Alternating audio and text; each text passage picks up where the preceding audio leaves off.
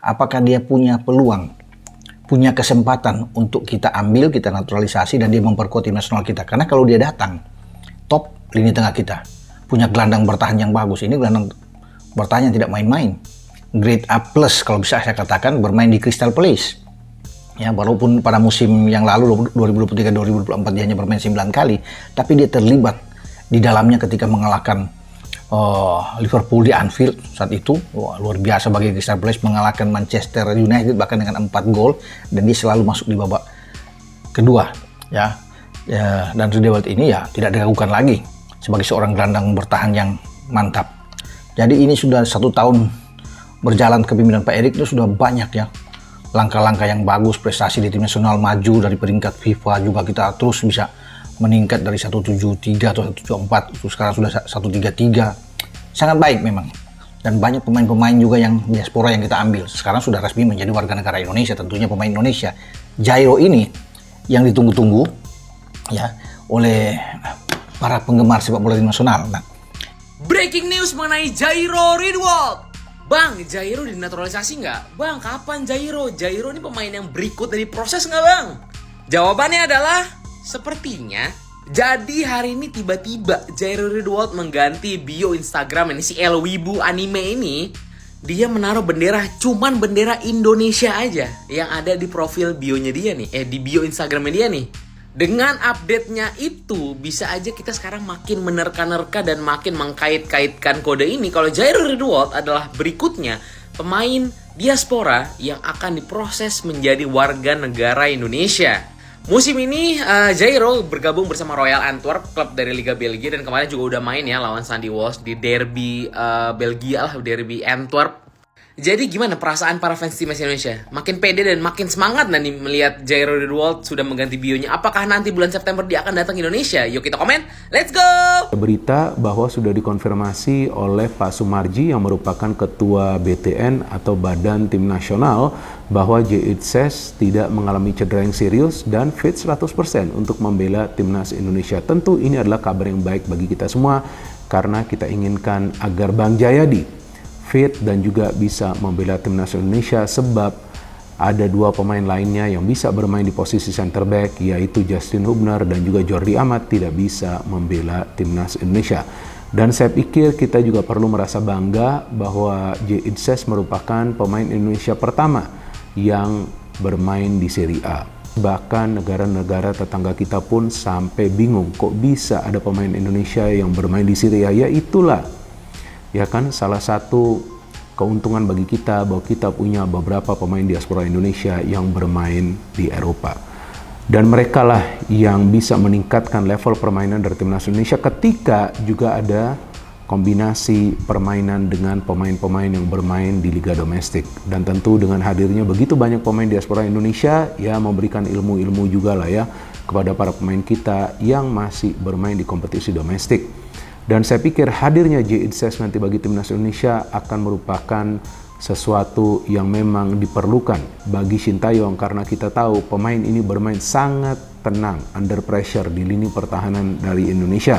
Dikritik, dicemooh atau dimaki katakanlah oleh 80.000 penonton di GBK, lebih sakit kalau sepak bola itu nggak ditonton sama sekali oleh penonton, tidak disaksikan oleh penonton.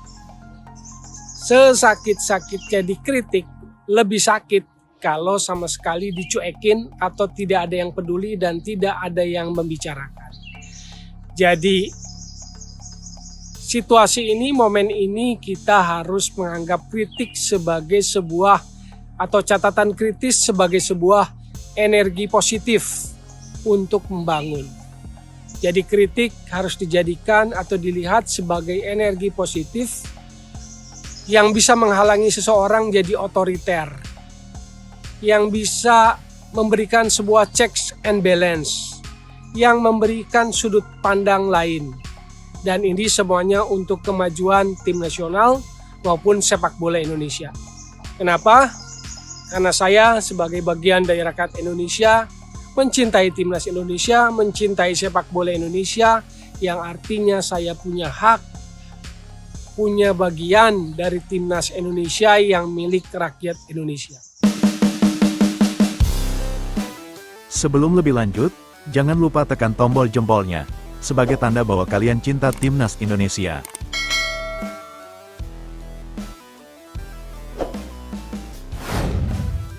Jawaban mengejutkan diberikan oleh gelandang superstar mantan pemain Crystal Palace, Hairo Riedewald soal kansnya bergabung dengan Timnas Indonesia. Bintang Persib Bandung semakin terancam. Dilansir tribunwow.com, nama Hairo Riedewald kini semakin menjadi topik hangat diperbincangkan oleh para pecinta Timnas Indonesia. Update terkini, mantan pemain Crystal Palace itu memberikan 2 kode kuat jika dirinya bakal memperkuat Timnas Indonesia dalam waktu dekat. Pertama, Hairo Riedewald sematkan bendera Indonesia di bio Instagram pribadinya @riedewald. Sematan itu diketahui belum lama dilakukan oleh Hairo Riedewald. Kedua, beredar chat yang ditengarai dari seorang Hairo Riedewald yang ramai dicuatkan di beberapa akun fans base Timnas Indonesia. Dalam balasannya, Hairo Riedewald menuliskan tentang update terkini perkembangan proses naturalisasinya ke Timnas Indonesia. Hairo Riedewald tak menampik kansnya membela Timnas Indonesia terbuka lebar. Ia mengatakan, sejauh ini proses naturalisasinya tak terkendala apapun. Pemain yang kini membela Royal Antwerp di Liga Utama Belgia itu juga meminta semua supporter Timnas Indonesia untuk melihat tentang apa yang bakal terjadi selanjutnya. No obstacles at all, just need to figure everything out first. Tidak ada kendala sama sekali. Hanya perlu mencari tahu semuanya terlebih dahulu, tulis @riedewald dalam balasan yang disinyalir melalui direct message Instagram kepada satu di antara akun fans base Timnas Indonesia. Jawaban itu senada dengan apa yang diutarakan oleh anggota Komite Eksekutif Exco PSSI, Hassani Abdul Ghani, mengungkapkan bahwa dirinya sudah berkomunikasi dengan saudara dekat Hairo Riedewald. Bahkan disebutkan, orang tersebut merupakan sosok yang pernah mengurusi proses naturalisasi Hairo Riedewald ke Timnas Indonesia. Kabar itu tentu saja semakin memperkuat kans Hairo Riedewald dinaturalisasi Timnas Indonesia.